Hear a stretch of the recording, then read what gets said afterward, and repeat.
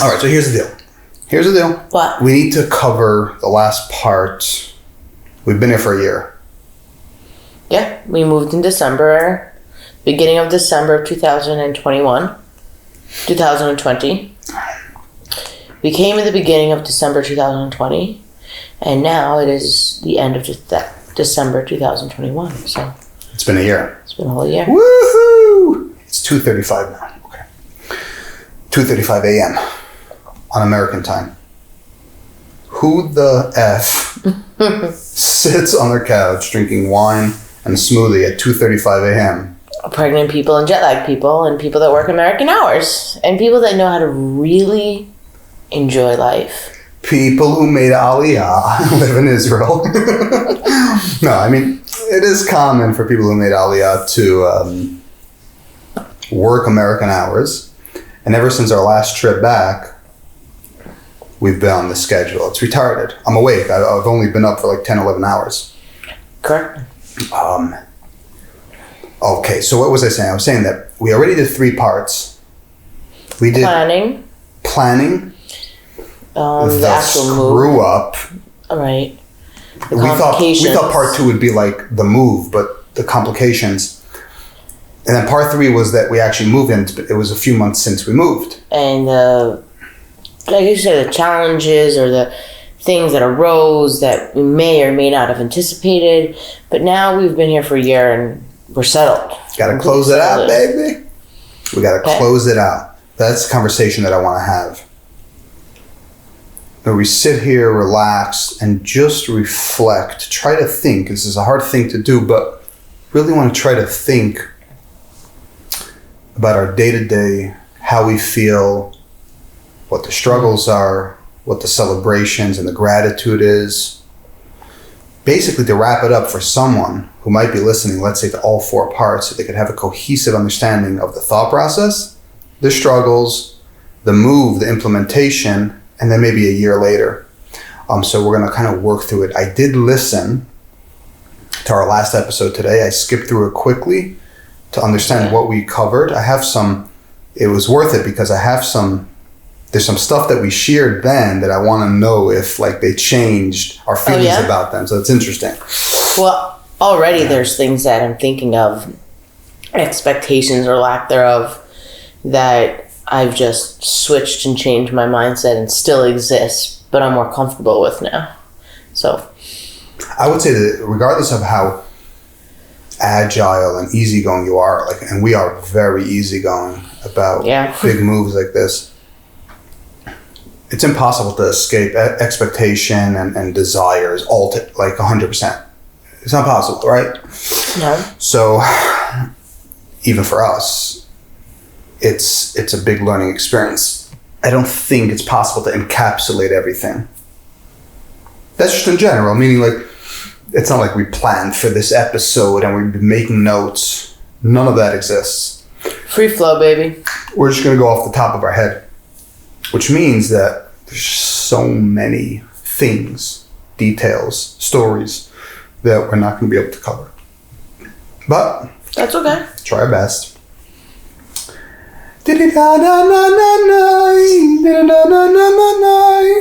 Shout out to Viggy, Yolusha, Sanin. I got all these songs in my head because we were just rhyming on our private group. Pravat. That's what we do. That's what I does. Let's run through, before we get into the end of the journey, if you could call our life here settled in the end of the journey or the end of this 4-part series, let's go over a couple of the stuff that we mentioned in the last episode. Because if somebody does listen in sequence... Okay. Where did we leave off? There's some updates. We talked about numerous things. I'm gonna start shooting different stuff. We talked about... first of all, one of the stuff that we mentioned was moving stuff. We didn't do a lift when we moved. Originally, no. We didn't have a home full of stuff. So we just had some personal items that we did a pallet. We did a pallet. On that, the pallet costed somewhere between $1,500 and $1,800. By the way, Landau's Express. Anyone moving or want to move stuff, container, pallet, Landau's Express, from Brooklyn. Reliable, good company. That's the place. No bullshit. That's the place to go. I dabbled with some other companies, hell on earth. Landau's Express, shout out to my enemy, shout out to my ex. Probably, you know what I mean? I feel like I'm like making shout outs here, but like for real. No, but that's like a good contact to have. I know this episode is not sponsored by.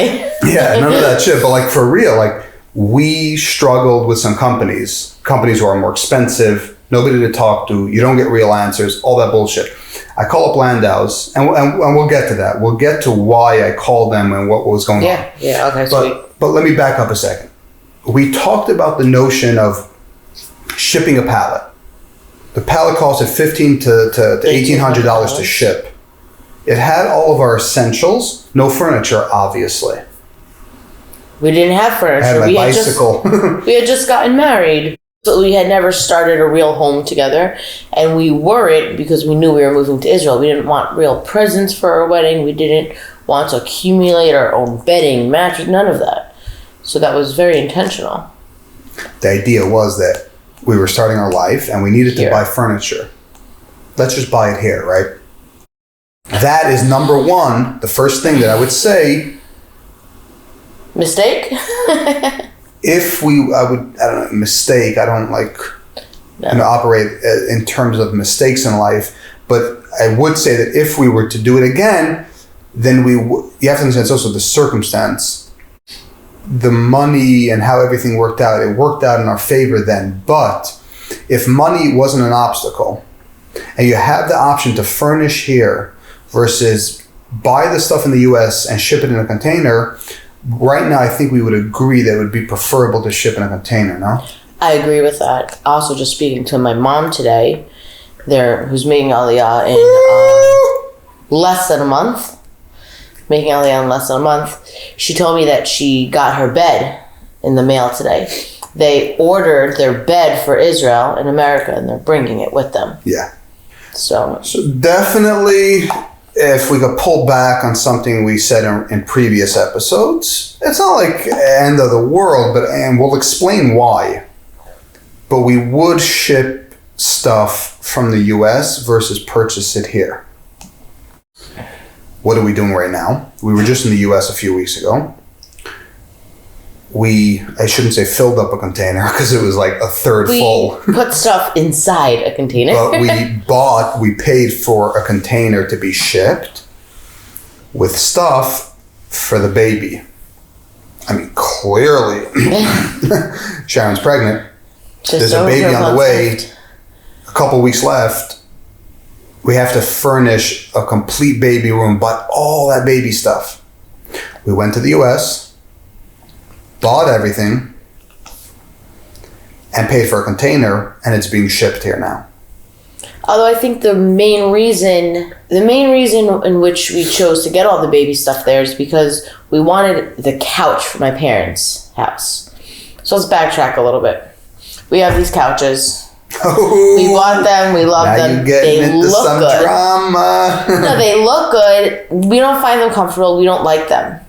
My parents are moving. They are not taking their big, massive, blue, comfy couch. We wanted it. We can get their couch for free. We had looked for other couches here. We were going to spend so much money to try to get a couch that we maybe liked and wasn't as good quality. So it made sense to take their couch for free, pay the money to ship it, and you get better quality and we're happier with the purchase. So we realized, like, what else can we put in that container? On the note of, we like the idea of purchasing in America and bringing to Israel because, like, for the baby stuff, we've saved, I don't even know, hundreds of dollars on big items. Like, the rocking chair or glider was probably $200 to $300 cheaper. The crib was a couple $100 cheaper. The stroller was about $300. Everything was hundreds of dollars cheaper. And in the end, we probably saved a few thousand. Just last week, we went to a baby clothing store. The outfits were at least 2 times the price. than what we got in America. So even with the shipping and everything, it made sense for us to buy everything in America, box it up, and put it in a container, even though we didn't fill it. So let me put this to rest. Furniture is overpriced and crappy in Israel. End of that story. You can get high-end furniture, but you are paying so much more for it. That's what I'm saying. So overpriced. So are there tiers? Sure, there are tiers. But in any tier, it's overpriced. Now, if you're buying one piece, okay, so you live here, something breaks, you want to upgrade, so you buy a couch. But when you're talking about furnishing a room, or more than a room, it's absolutely worth it. Landau's Express, $6,000 for a container, or even a shared container, $3,000. We could have shared Fill up half a container, pay $3,000-4,000. We could have. It is absolutely worth it. First of all, in quality and money, both points. It's cheaper if you're furnishing a full room and then some, and you get better quality for that price that you paid less. Also, in Israel, if you buy furniture, you still have to pay for delivery. So here, all of those items are getting sent to your front door with Landau's Express. That is your all-included delivery price right there. Door to door. I mean, that's the price that we're talking about. Yeah, so if you're furnishing more than like just a room or maybe one room plus, it's worth it to pay anywhere between $3,000 to $6,000. And you might think, what's 3 to 6? Yeah. Companies charge between $5,000 to $15,000 for a container, a 20-footer. Oh my gosh, yes. Landau's Express. You call them up. You look for Ari. You tell Ari, Nate Mandel said it's $6,000 door to door. That's what I'm paying. End of story. Because you're dealing with Jewish Heimische people. They understand you. I call them up. Oh, so this is why we were dealing with this. I have one company. I paid about $6,000. Right. Google, they do great SEO. They show up on top. Stuff's going to be there. Yeah. We're in America. We're waiting. Oh, the truck's going to come. We're going to fill it up. The container's going to come. We're going to fill it up. The day that it's supposed to come, or the day before or something, I get an email, it's canceled. Now they're looking for another one. And this drags on. We're running out of time. Baby's coming. We extended our ticket. We extended our ticket in America trying to solve this problem. We extended our ticket because we're waiting. The whole game. I'm a business person. I just like direct, straightforward, no BS communication. I called the company. What's the deal? I don't have time for these games. When's the next vessel, the next boat leaving? How can I get my stuff on that boat? There's nobody to talk to because you're dealing with brokers and salespeople. No answer. Meanwhile, another company calls me. He's all good, real sales guy. Yapping. Talking about how he's not selling while he's selling a typical. You want to charge you $10,000? $10,000. And these are normal prices. $10,000, $15,000, normal. You know, one of the biggest Jewish companies, Kef International. Highly promoted, I think, through Nefesh B'Nefesh. There's some big companies. They're going to charge you anywhere between $8,000 and $15,000. But you also have to ask yourself, are you filling the container or are they filling it? That does matter a lot. But that shouldn't matter more than $1,000 or $2,000 to have a couple guys fill it. It's cheaper to pick up some guys on the street corner to fill your container for $1,000, pay 5 guys $150 for the day to fill it up, than to pay a company extra $5,000 to fill it up. Yes. But there are some nuance here, but I don't want to get into that. Well, it depends. We had everything in boxes and a couch. If you have an entire home that needs to be packed and shipped up, you might want to spend that money for them. We didn't require that. Precisely. So I'm gonna get carried away. I'm calling these companies and this guy is trying to sell to me $10,000. I'm ready to pay an extra $4,000. First of all, I need a refund from the other company who's screwing up. I'm ready to pay an additional $4,000 because I need this stuff on time for the baby. It doesn't help us if it comes a month or two after the baby's born. We're already, making backup plans. If it comes late, what do we need? Whatever, all that stuff. Irregardless. And there's nobody to talk to. These guys are like talking to imbeciles, complete imbeciles. I said, I don't want to, yeah. When is the next vessel leaving? And 2 questions. When's the next vessel leaving? Can I get my shit on it? Cannot get an answer. You get all that.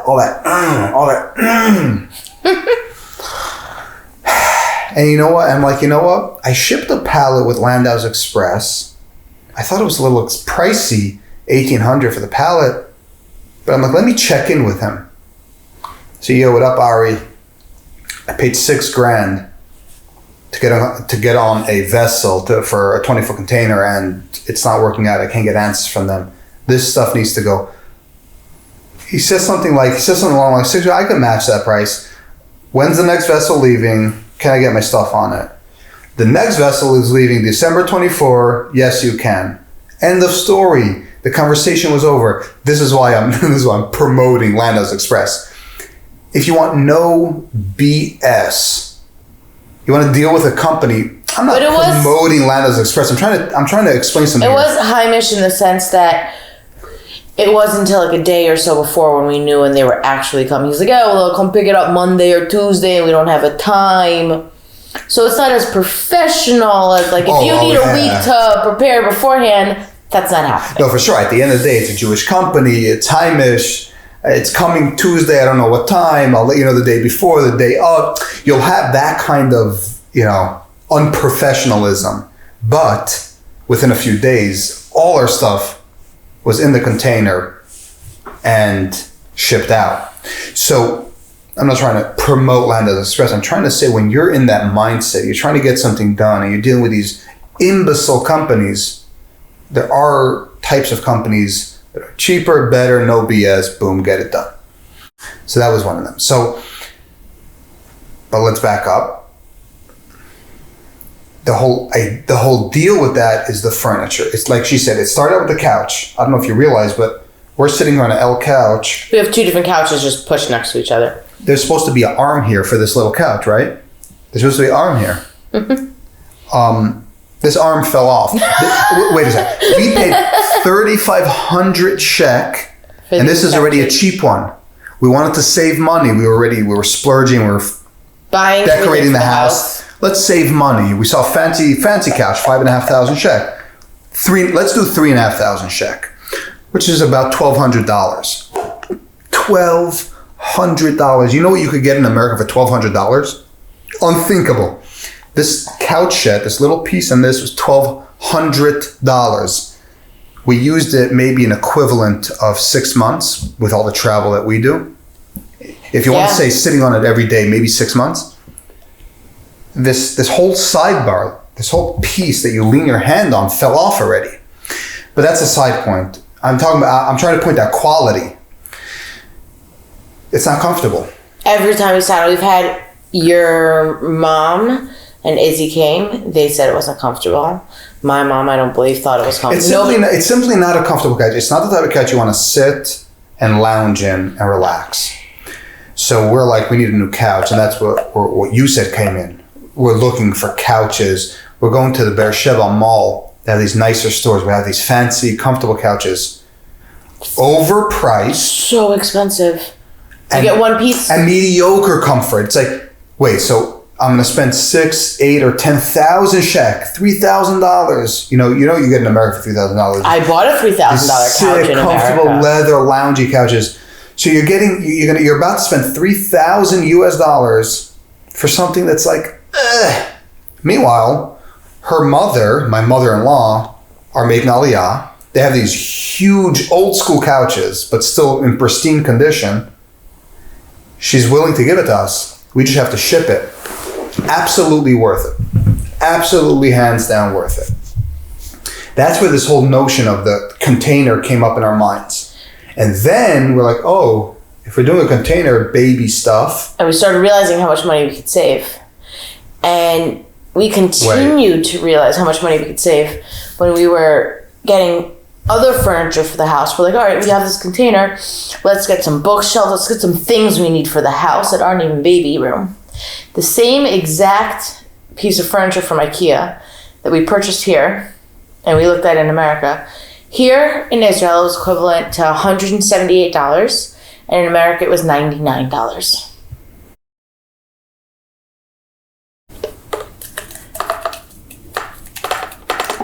Hold on. I have to use that. Alright. Now that I have more smoothie. IKEA. Alright? That's what you're getting into here. No, the point is how much cheaper things are in America. That's the topic. The quality, the size, the couch, cheaper to buy in America. The baby furniture, we save thousands of dollars. Even this one single IKEA bookshelf is almost half the price. Yeah. So I want to make this like abundantly clear. So it's because these little points we think are so little, like we're obsessing over this furniture topic for 20 minutes. It's very important for people moving because these little things make all the difference. Everything in furniture is overpriced and under quality. We were talking about this couch that we bought locally. We're trying to support this local guy. IKEA, which in the US is basically known as the lower end, just like do it yourself, cheap, right? High produced stuff. Here they charge almost double for everything. As if it's fancy. So, and we furnished a lot of our house with IKEA. Even if you want to furnish your entire house with IKEA, it's worth it to fill up a container with IKEA from the US and ship it. It'll be cheaper. Yeah. It's that retarded here. And then we were speaking to some locals and they were saying the same, like, IKEA, you got IKEA, it's so expensive. I'm like, I don't know, where do you guys go? So it's just interesting. Okay. All right. So that's the deal with like furniture. And I can't imagine spending less money on furniture here and is getting worse quality than the IKEA. That scares me. Well, we did. Like, for example, we used a local person to get a wardrobe, aron. Oh, it's not as good as the IKEA right. one. So we bought first an IKEA one, pretty good. We put it together ourselves. It was annoying. But it's a good wardrobe. It's then we spent about the same, maybe a drop less, at a company who to get a does this for a living, and the quality is not even to compare. So if IKEA quality is already good quality here, you have to understand what you're dealing with. You're right. That is a very good perspective. It's a very good point. So again, just as an overview, we kind of take back what we said in a sense about furnishing here, buying everything here. It makes more sense to buy goods in Israel. I would say, just as a broad overview, in general, we learned there are no goods here. But appliances you have to buy here. Because of the electricity issue. I would say there are no goods here. There are no options. Shopping is just not a Israeli thing.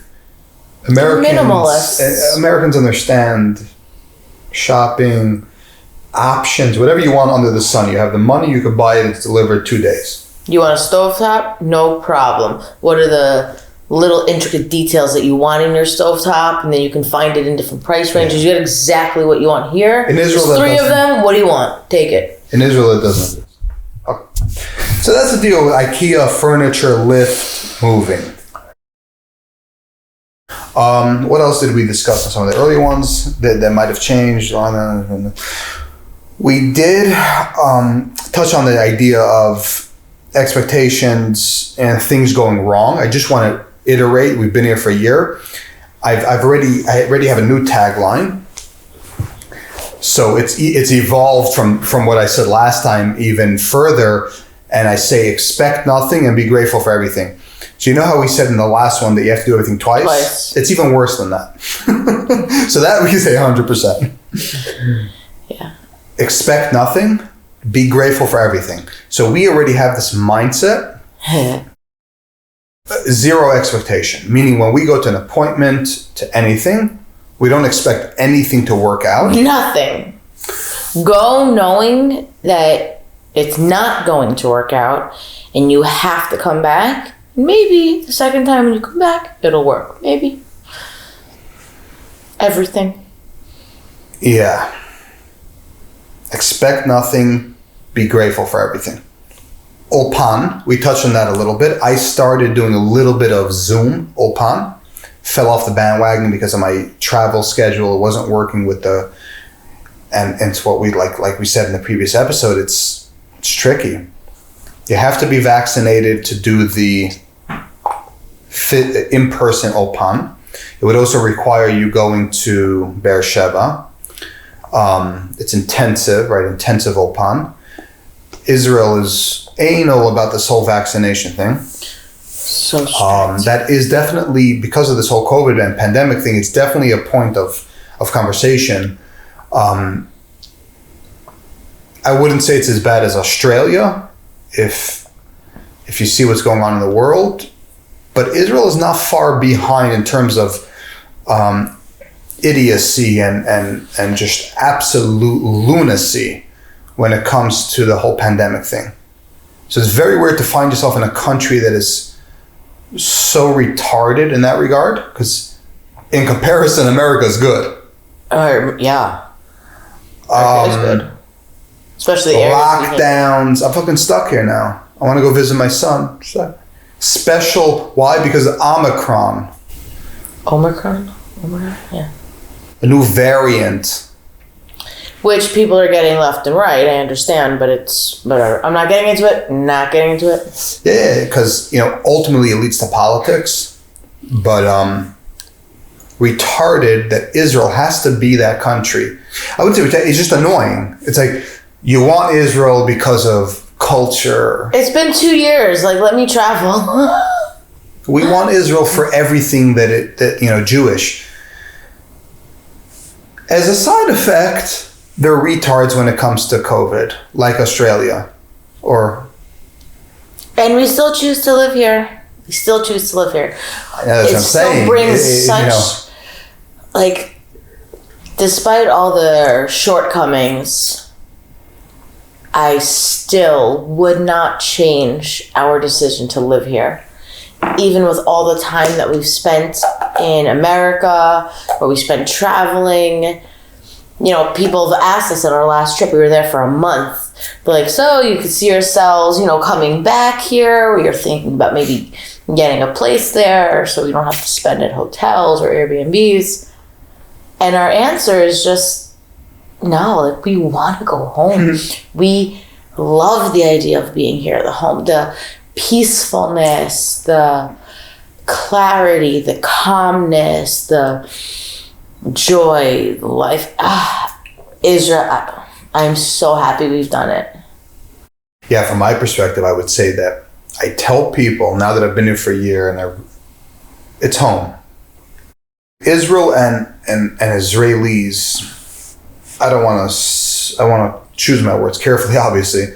I guess you could say are not as advanced, progressive, forward-thinking, and witty as Americans for in order to avoid any negative connotation. We have a very different mindset. We have a very different way of going about things. This notion that Israelis are so smart, Jews are so smart, like all these fairy tales and cliche stuff that people say. My opinion, my perspective, I should say, on that did change a little bit. I don't see it. Is it true that Israelis are great at certain things?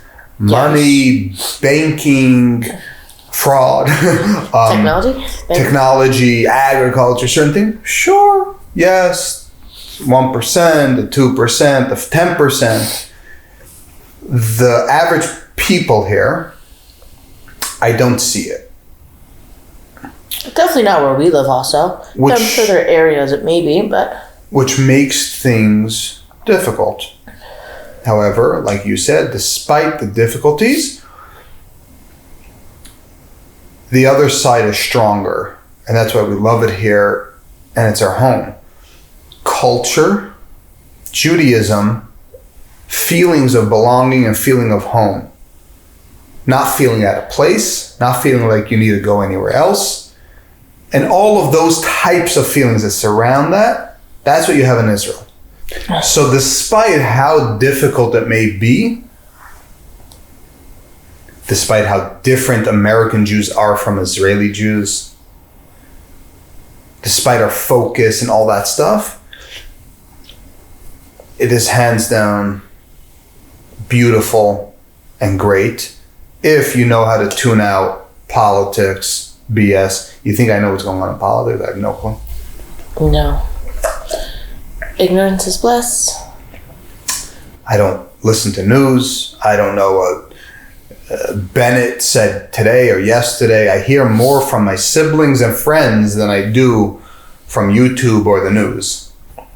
We don't have TV channels. I don't go to TV channels. I watch on YouTube. I watch on Netflix.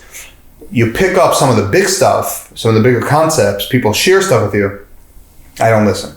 It's completely meaningless. It's a circus. News is a circus. And if you want to know more about that, you can listen to the podcast about entertainment politics that you did. Yeah. Lockdowns. So we're touching on that notion of lockdowns. Israel, like Australia, hardcore with stuff like and this. And they're discussing a segar, a shutdown. If you travel as much as we do or I do, it could be a problem. Very annoying because you feel trapped. I want to go visit my son. I want to go do business in the US. I go every single month. Every single month without exception.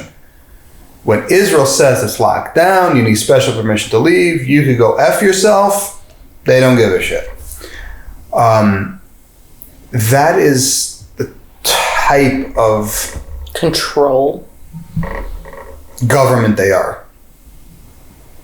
But your day to day, it's like my friends were joking with me like about Israel and government, all that stuff. And it's like, they said something like along the lines of like, if the cops come search your house, you have no rights type of idea. But while that is true, that if they're after you, they'll do whatever they want, they'll abuse you. The opposite is also true. They're not after you. It's like on the highway, it's the easiest illustration. If you get pulled over by military or cops, maybe they'll abuse your rights, but you don't get pulled over. They're not on the street corner like in America, waiting and looking for you to screw up. There's a different feeling. Is it true that there are Nazis when they abuse their power? Sure. But on a day-to-day, there's more freedom.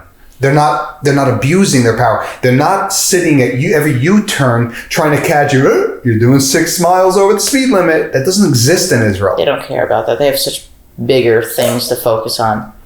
And so it's this weird contrast between, yes, they could be abusive when they want to screw you up or if they have a hunch. But on a day-to-day, there's more freedom. It's a weird conundrum, like which one is more, free. Lockdowns, now the pandemic is a reality. Ulpan, I briefly mentioned. I would say, like I said in the previous episode, hands down the hardest struggle for me. Lack of language. If you can't speak, you can't talk to people, you can't get anything done. It's language barrier is hard. I have newfound respect for immigrants in America. I was always kind of annoyed. I'm like, you live in this country, learn the language. But I get it a lot better now. And I realize the importance that you have to work on yourself. When we get the nanny, she's a fluent English speaker. She's American and she's a fluent Hebrew speaker. She's going to be able to help with a lot of stuff. And she's going to teach us.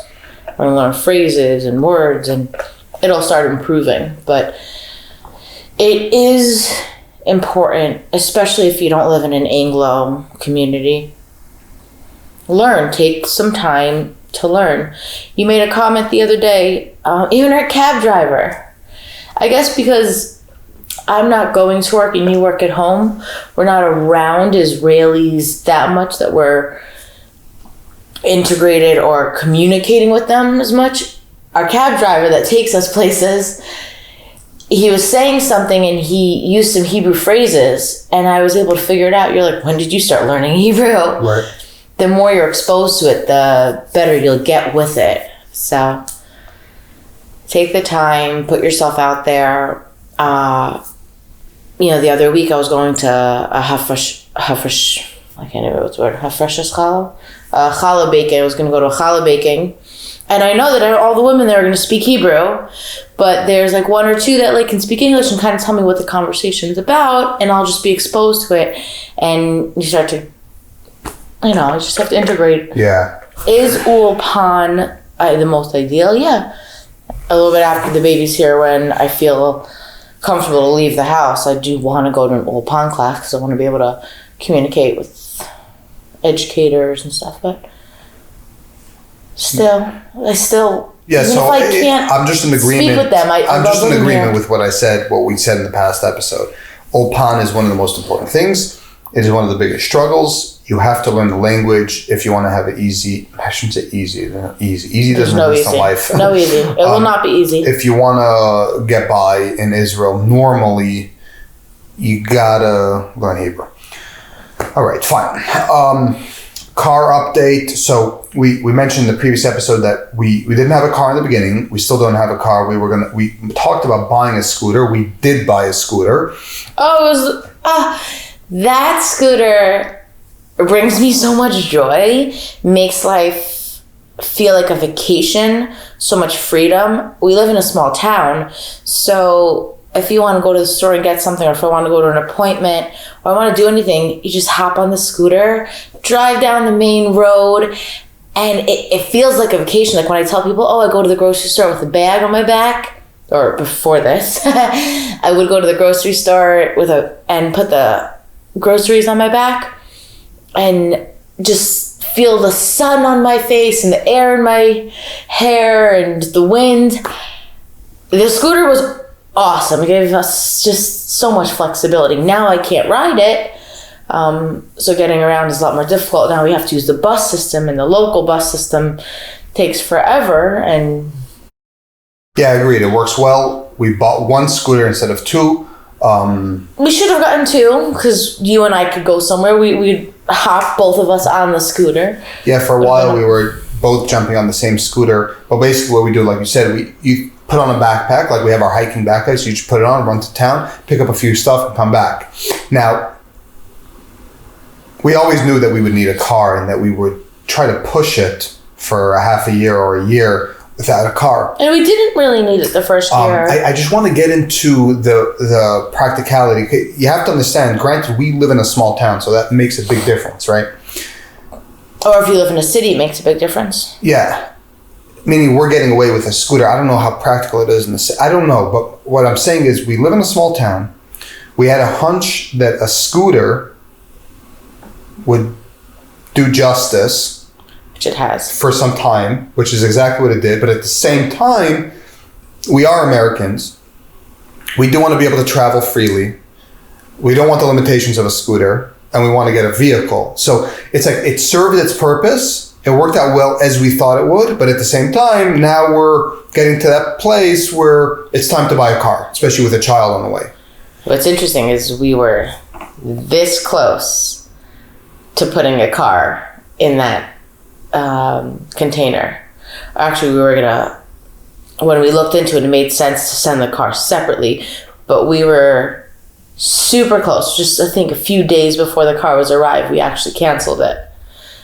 But that'll be interesting to get into. Why we chose to, in the end, to not get the American car and import it, and why we're choosing to get a car here in Israel.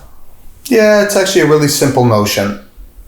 A decent car to import as an Oleh with your 70% discount, you're still paying 80% tax.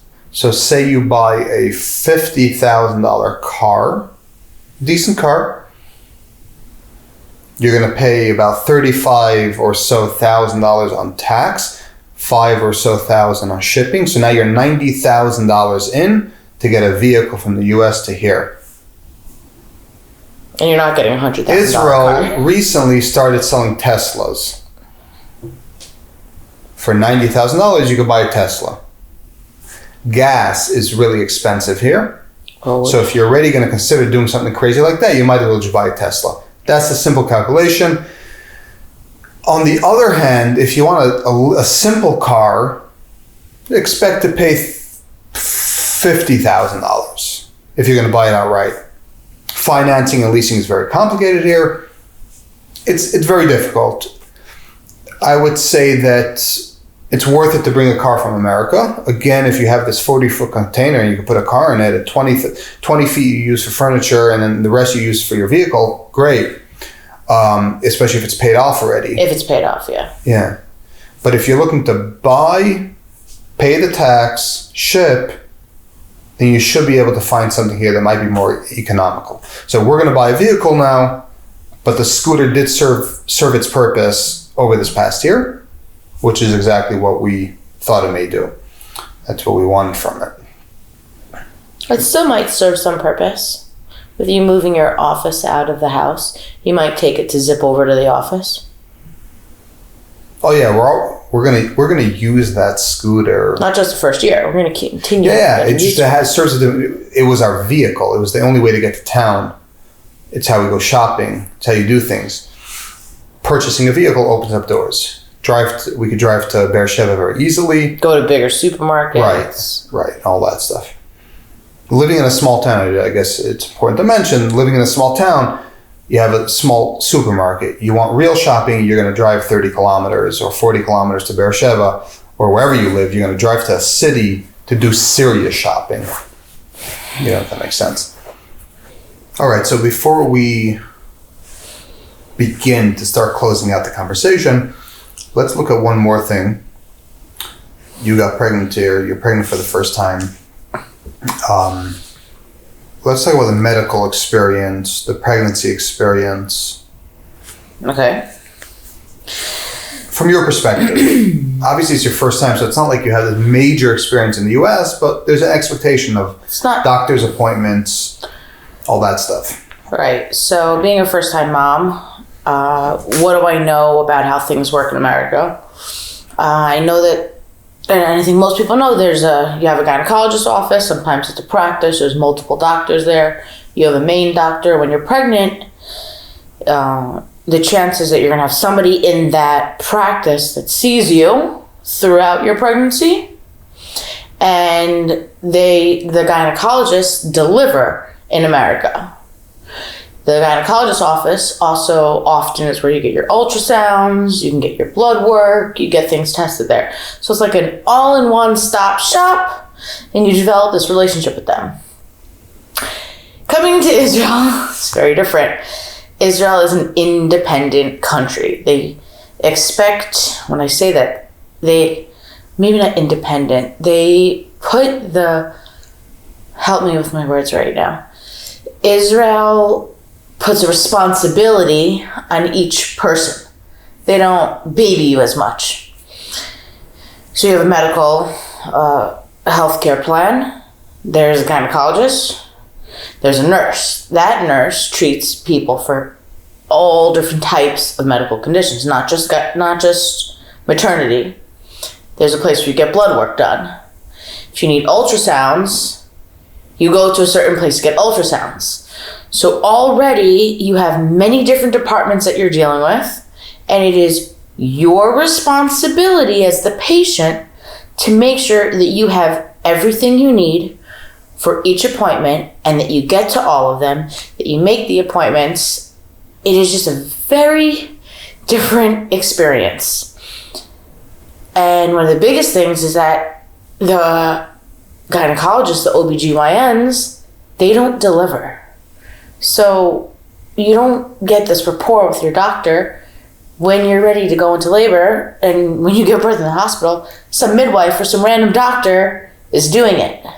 It's delivering your child, not the person that you've been seeing. But then again, you don't have that bond with that gynecologist because they're not doing half the work. So you really have to understand and put yourself in a completely different mindset that no one's really holding your hand through it.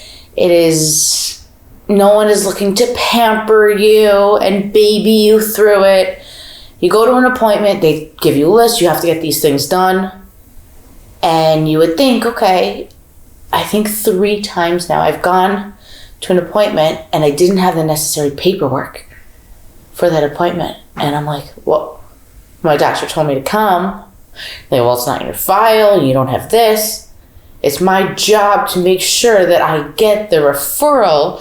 Sometimes you have to call up the doctor after the fact, after you have the appointment. It's been very frustrating. It's very difficult. There was this one instance where we waited over 2 months, maybe almost 3 months, to get to an English-speaking gynecologist, because we live in a quiet town in the South. If you live central, you're not going to have that problem. And she's a gynecologist, OBGYN, and she doesn't see pregnant people. She doesn't deal with pregnant patients. And I've never heard that concept before in my life. Just this past weekend, I had some contractions, and early contractions or pain. I spoke with my doctor, who happens to live across the street. I went to her after Shabbos. And she told me to go to the women's medical clinic, like the walk-in clinic in Beersheba, the closest town, which is like 30 minutes away. The entire clinic is a women's clinic. They had no gynecologist on staff that day. It's like going to an audiologist appointment and they only have a podiatrist there. Like, no, I don't have a problem with my feet. I have a problem with my ear. Yeah, we were laughing about that. I mean, she's being sweet about this whole situation, but it's absolutely retarded, the medical system. Expect nothing. Doctor tells you to go get an appointment, to go get a test. Do not think that they gave you what you need for that test. Expect nothing. No, it's absolutely retarded system. It makes no sense. Like, we joke, but it's not a joke. It's like, you go to let's say you go to the dentist, and you're at the front desk. Okay, yeah, it's for this tooth right here. Oh, it's for the left side tooth? Well, that's a different office. We only do the right side tooth. That's an exaggeration, obviously, but that is how insane the system is medically. If you're used to, accustomed to the U.S. system, that is how insane the medical system will be in Israel to you. You came for the right side, you're at the wrong office. You need to go to that office for the left side. Ear, eye, everything. Everything's like a zero coordination. Your doctor literally prescribes you, go here, make an appointment. You show up. Oh, but there's no prescription. So there's no prescription. So why did my doctor give me a fucking prescription? You have to ask for it. Absolutely insane. It's like thinking, it's like this. The doctor tells you to go get an ultrasound, right? Now imagine I get everything that I need for this ultrasound because I've done my research, I've followed up, I've called a week later, and now the doctor calls me on my cell phone to remind me that I have an appointment and see if I went to the ultrasound. No, it's not the doctor's responsibility to remind me to go to the ultrasound and to see if I went. It's not my responsibility to tell you to write a prescription for me. If you're sending me, give me the prescription. Anyway, so I have so many friends that have like asked me, oh, well, why don't you just ask your doctor? Why don't you just ask your doctor? Now, I don't have a doctor. I've seen 3 different gynecologists. I do not have a doctor. They are not in touch with each other. Most of my work my testing has been done by the blood lab or the nurse. And this last appointment that I went to, they didn't even have my most recent gynecologist on record there. When I didn't have an appointment, the ultrasound technician spoke English and was really nice. And she's like, you're late in your pregnancy. We need to do an ultrasound. They called up offices. They found some random gynecologist to write a prescription so that I could get an ultrasound. This was special. They did that. She's like, don't leave. It was a 3-hour endeavor just so that they could see babies in the right position Yeah, no, it's gotten to the point where I was just like, I don't have a doctor. Don't tell me, oh, you have a symptom. Why don't you ask your doctor about it? No. They're not there to help you. You got to do shit on your own. And no. So we kind of adapt to the mindset like, this is the 1500s. We're having a child without any medical help. Yeah. Any medical help that we do get, thank you Hashem. But everything lacking, c'est la vie. The only other alternative, which I've offered, let's go back to the U.S. and have the child. There's no There is nothing else. It's either you accept that this is how shit gets done here. Faith and Amuna. Or you're going back to the U.S. to have the child there. Which I was ready to do. I mean, whatever. I don't... The important thing to know is if there's a true emergency, obviously you can go to a hospital. If I really feel like something is wrong, you can get the medical treatment. I have the highest health plan, and it's an equivalent of like maybe $30 a month. So I kind of want to say you get what you pay for.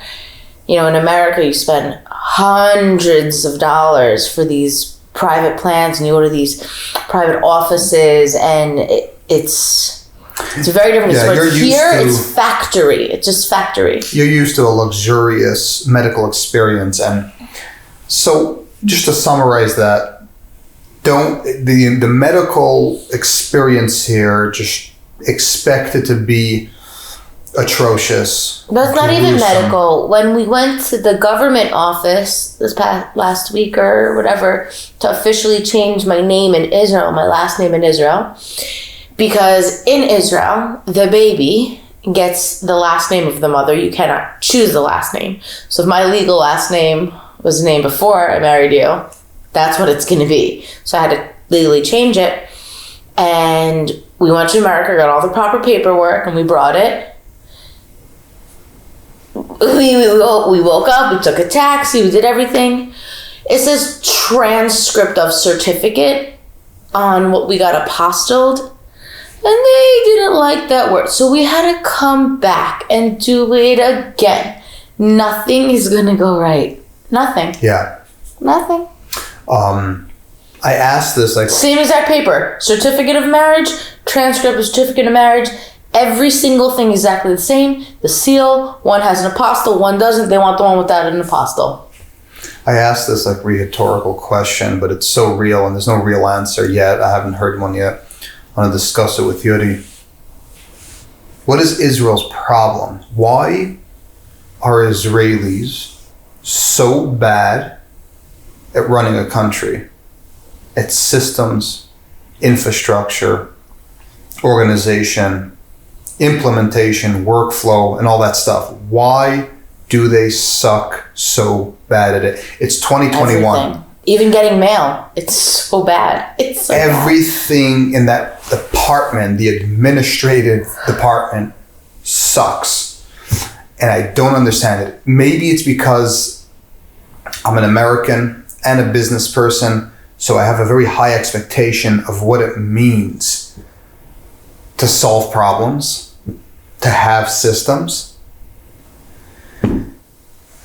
But the knowledge, the experience that I've been exposed to is out there for everyone. Why are Israelis and government not privy to that? Why don't they see it? So I don't know the answer to that. Like I said, it's a fake question. Yeah. It's just a question to help you understand how different and archaic, I hate using that word, but it's like they're just so behind when it comes to infrastructure, normal systems. But then again, I'm a critic. I complain about all systems because I'm a tech guy and I'm into startups and tech and solving problems and organization, all that stuff. So I'm just like, everything could be solved like this. But with Israel, it's like next level. Also, some of the issues wouldn't necessarily exist if we lived central, where there's a little better. No doubt. I was talking with my brother. No doubt. People are like, "Oh, so did you like find a pediatrician?" And I'm like, "Did I find a pediatrician?" I go, my healthcare, and my brother Elliot looked online because he knows Hebrew better than me. I'm a caveat. There is one pediatrician for our healthcare in this area.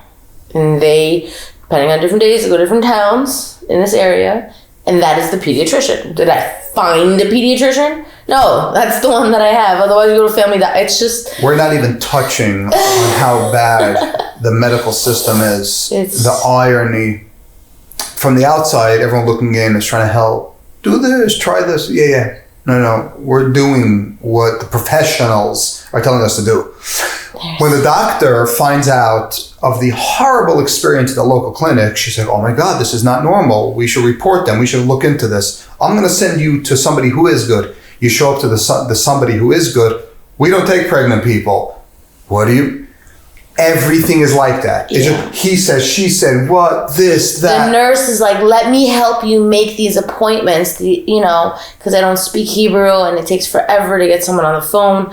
The nurse, I go from the gynecologist, she tells me I need to make these appointments. Right there in the office, somebody helps me make these appointments, but I don't have what I need for the appointments. You show up to the appointment, sorry, you're missing this, that, and the other. How was I supposed to get that? So it's insanity to think.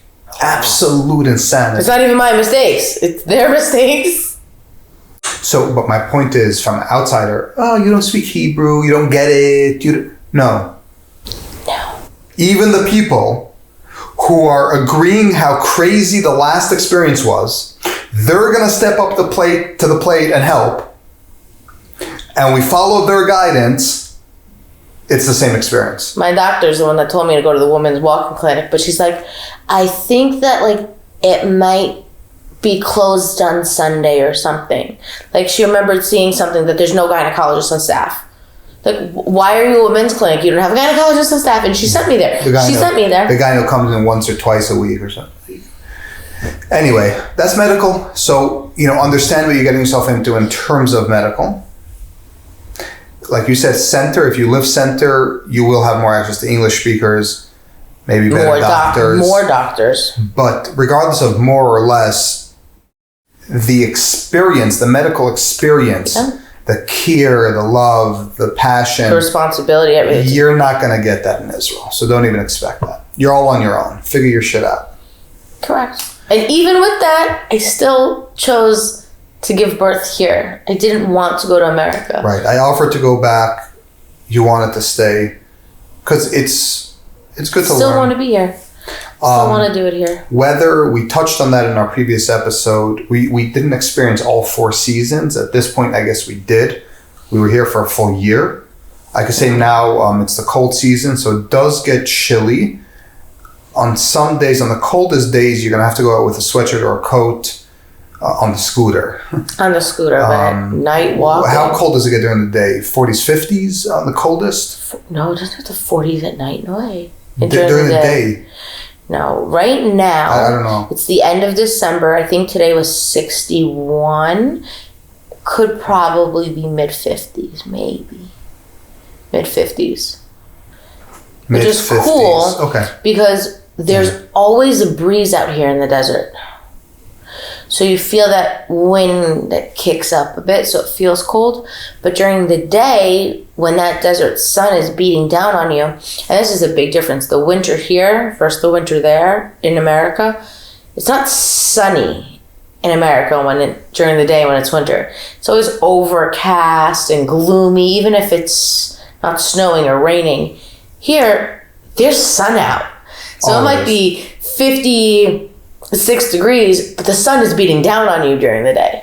Yeah. So I guess over here you could say here in the South, the coldest days, you're putting on a sweatshirt, maybe a coat, and that's because I'm jumping on a scooter and going against the wind at 40 kilometers an hour. That's the coldest. But if you're getting in your car? So in terms of weather, there's nothing to compare. It is beautiful. We talked about, unknown becoming known. That is confirmed. Absolutely. Everything, I guess all the little nuances that we mentioned in the beginning, we wouldn't even mention now naturally because everything that's just unfamiliar becomes familiar. So just everything, you're just hearing the language more, you're seeing the same people, you're around the culture, you understand the culture better, you're not as inclined to have misunderstandings. Everything just becomes known to you. The mountains, the houses, the language, the things. It's just the way things work. Silly little nuances. The seasonal food. Usually, I think of a menu, and I make a list of all the ingredients that I want. Then you go to the store, and you pick and find all the ingredients. And that was something I think I may have mentioned at one point. That's not how it works here. Here it's very simple. You go to the store, you get ingredients, and then you make the food. They don't have everything all year long. And I've totally gotten used to that. Yeah, I'll still look up a recipe and try to find some few things. Seasons. I mean, they really play with the seasons. You don't have everything at all periods. Seasons, and you learn to appreciate it. Right now, oranges are really good, and there's strawberries out. It's great. You can't get, and grapefruits are out now, so I got those. But a few months ago, they didn't have those in the store. You learn to appreciate things differently. You're not spoiled American.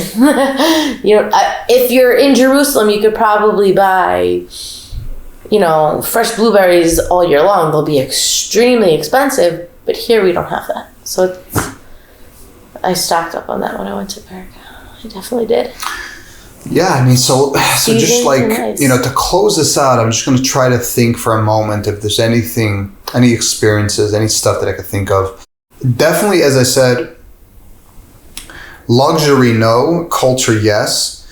So if somebody were to ask me, like, is it worth it? Are you happy? The answer is yes, because I knew going into it that I cared more about culture, Judaism, Jews, and the lifestyle than I cared about the other stuff. So absolutely. And that's sustained. That is real. Our past month in America, how many times did we find ourselves longing to be back here? Yeah, so we were in the U.S. for close to a month or so, or whatever. Maybe even a little over, Maybe a month. And now, granted, we did move to the desert. You don't realize what kind of peace, Yeshua Das, you experience when you live out in a place like this. When we go back to the U.S., it was a holiday month. There were celebrations and festivities and different stuff. It was so chaotic, daunting, and never ending. I just felt like, and I told you, like, I just want to go home, sit on the couch and stare at the wall. Yeah. That's all I want to do. And you don't feel like you have the chance to do that when you're in the city, in the suburb, around so many people. I just want to be here again so I could, like, actually have the time to color or read or just... Yeah. I can't explain it. It's just life is slower and calmer, and it's such a beautiful life. It's more about life. I think we mentioned this in a previous episode, but I just want to emphasize that one of the big qualities here is life. No, they're not as fast-paced, forward-thinking, progressive, money-hungry, business-oriented, fast-thinking, and all that stuff. You know what they are? Efficient. They're not efficient. They're more about life. They're more about experiences, a conversation, communication, maybe even passion. Getting that heat out, taking walks. The country's set up with sidewalks. It's meant for walking. You don't walk in the U.S. Who walks in the U.S.? Were you walking down Pomona Road without sidewalks? Israel is built for walking. It's just oriented around life. So when you stack up what means more to you in life, and if life is on top of that, then Israel is more of a place for you. But certainly I would say that for anyone considering Israel or anyone who already has Israel in their plans, there's a place in Israel for you that will give you what you want. If you go with the right mindset, kind of like we did. Luxury, no. Culture, yes. Whatever it means luxury, to you. no. In a matter of speaking, our place is more luxurious than others because it's brand new. Oh, for sure. And it's not crowded, and there's no garbage. We're living a more luxurious life than we ever have. It's nicer than what we had in Rockland County. It's nicer than I've ever been in, probably in my entire life. There's no doubt about that. But that's not to say that with the same money that we spent here, we would have even nicer in the U.S. It's only because we got to this point in life where there's an income and we're setting up a beautiful home. But if you did the same thing in the U.S., you might have even more luxury. I'm not going to compare in that regard. Is it beautiful? Yes, you can make it stunning. But you're not coming here for luxury. No. If you're going to have luxury here, people will walk into your home. They'll be like, whoa, what's this fanciness? IKEA, People do walk into our home and feel like it's so fancy, it's so designed, and yeah. So I'm always impressed. Luxury, no. Culture, yes. If you're able to make an Aliyah, move, embrace Israel with that mindset, that you're here for ideology, you're here for Judaism, you're here for Jews, you're here to be part of Judaism and live a Jewish life, not practice a Jewish life like we do in the US. Live a Jewish life. If you go with that mindset, I think Israel and making Aliyah could work out. If you go with the wrong mindset, I'm not shocked by the amount of people that make Aliyah and then go back. It doesn't shock me because it's impossible that everyone coming has the proper mindset for it. Other than that, I don't know. I know there's just so much more acceptance here. There's people in Israel are so willing to accept you and take you in as you are, and you, each one of you listening, that are interested to come here, have to go with the mindset to accept what is to come. Don't expect, accept. It's different. There's a difference between accept and expect. I would say that there's absolutely less Joneses, living up to your neighbors and peers and judgment. You go to shul here, especially where we live, but again, we live in the desert in a small little town. But even in Jerusalem, I've been to shuls in Jerusalem. You cannot compare a shul in Muncie, Rockland, or Brooklyn, or Five Towns to a shul in Israel. You're not showing off. Nobody's comparing. Nobody's counting your bank account. Nobody cares if you came with a khaki pant or a black one. Nobody cares if you're in a white t-shirt or a white button-down or a blue t-shirt. It doesn't exist. It's not a topic. It's not a topic. It's not a thought.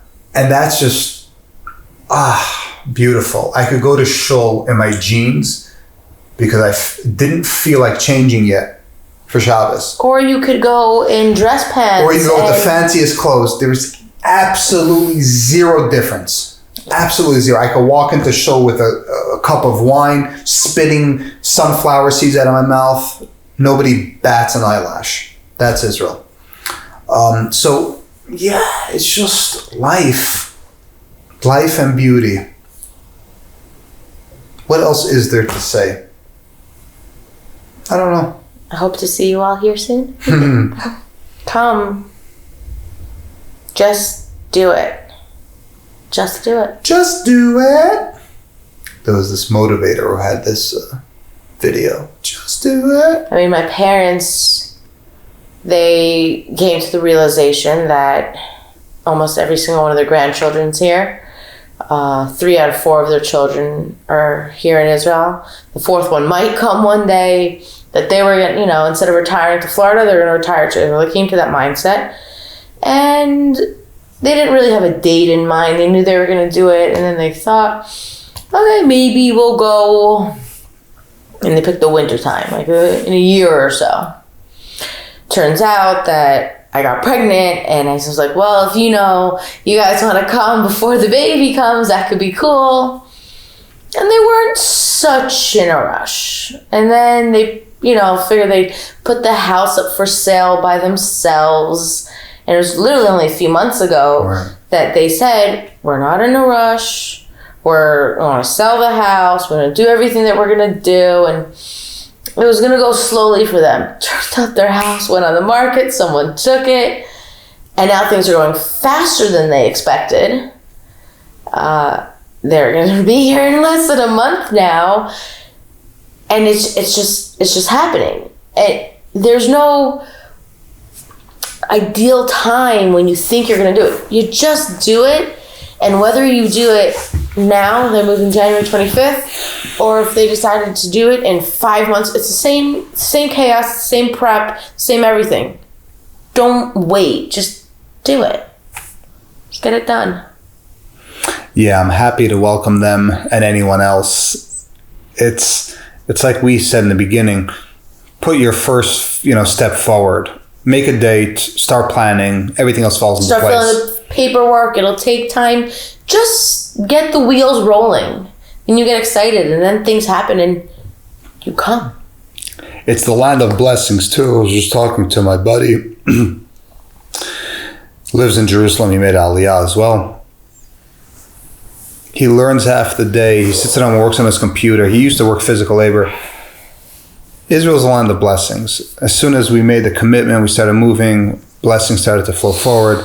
There's no rationale. There's no making sense of income, money. No, everyone here lives on miracles. So it's absolutely stunning. So, Zehu, make it happen. Thank you for listening. Thank you for listening. Thank you for being part of our journey. And I'm sure we'll share again in the future. But this is it for the series. Peace and love.